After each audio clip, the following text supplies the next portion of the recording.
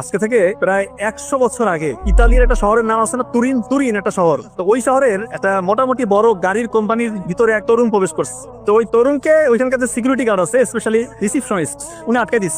এই কোথায় যান? ছেলে বলতেছে যে আমি এই কোম্পানির ম্যানেজিং ডিরেক্টরের সাথে দেখা করবো, আমি গাড়ি মডেল তৈরি করছি, একটু ওনাকে আমি দেখাতে চাই। তো ওই রিসিপশনিস্ট বলতেছে, ওদিকে একটু তাকাইছে আগে ছেলেটার দিকে, দেখতেছে একটা হ্যাংলা পাতলা ছেলে, মাথায় একটা ক্যাপ, হাতে একটা ছোট্ট ব্যাগ, একদম তুচ্ছ তাচ্ছিল্য করে একটা অট্ট হাসি দিস। যে বলতেছে তোমার থেকে বড় রথী যারা এই ডিজাইনের মধ্যে বস, তারা এসে এনাকে ডিজাইন দেখাইতে পারে না, দেখাইলেও কাজ হয় না, তুমি আসছো ছোকরা ছেলে, তুমি কি ডিজাইন দেখাবা? ও বলতেছে দেখেন এই ডিজাইনটা সত্যি ইউনিক, এটা আলাদা, এটা যদি আপনারা গ্রহণ করেন, আপনাদের ম্যানেজিং ডিরেক্টরকে যদি দেখাতে পারি, আপনাদের হয়তো বা কোম্পানির চিত্রই চেঞ্জ হয়ে যেতে পারে। কিন্তু ওরা আর কথা শুনে নাই, ওই তরুণকে এক প্রকার ধাক্কা দিয়ে বের করে দিয়ে দরজা লাগিয়ে দিস। হতাশ হয়ে কোম্পানির বাইরে ওই ছেলেটা দাঁড়ায় আছে, কোম্পানির দিকে এক দৃষ্টিতে তাকিয়ে আছে। তাকিয়ে তাকিয়ে মনে মনে একটা কথা বলছে যে ইনশাল্লাহ আমার মেধা খাটিয়ে পরিশ্রম করে এমন জায়গায় পৌঁছাবো, এই কোম্পানির যে ওনার সে আমার সাথে দেখা করতে আসবে। তো ওই ছেলে কিন্তু বসে থাকে নাই, একটা চিন্তা করছে